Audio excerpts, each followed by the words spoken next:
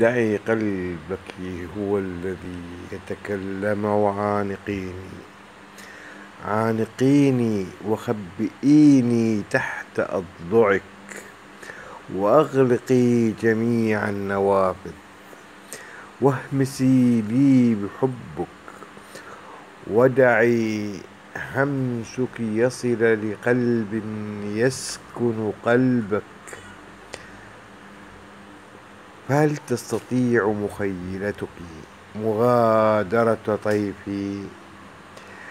دعي عيناي تنظر لعيناك، دعيني أبحث عنه فيهما. شديني إلى صدرك، ودعي أنفاسي تختلط بأنفاسك.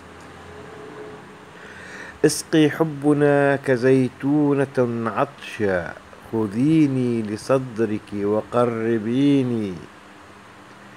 قربيني إليك أكثر، اغمريني حبا وعشقا، لأكون سجين قلبك، وأتيه بك بدنيا طالما حلمت بها ورغبتها، لا يكون بها سوانا.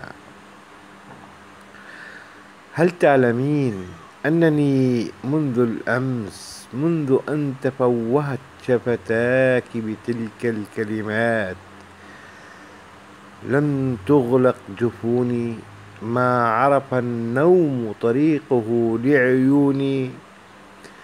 فها أنا بكل رجولتي وجبروتي أخر ساجدا لأعصر لك السحاب بياضا، وأغسل الغسق لزيارة الفجر المرتقبة.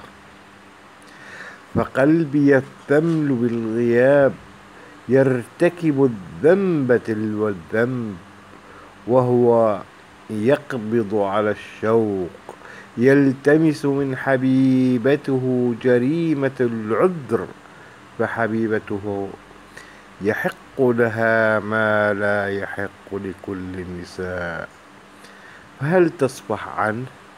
أظن أن قلبها ناصع كبياض الثلج، وستقبل عذره مهما كان ذنبه كبيرا. يوسف الصفحات، 9/7/2016.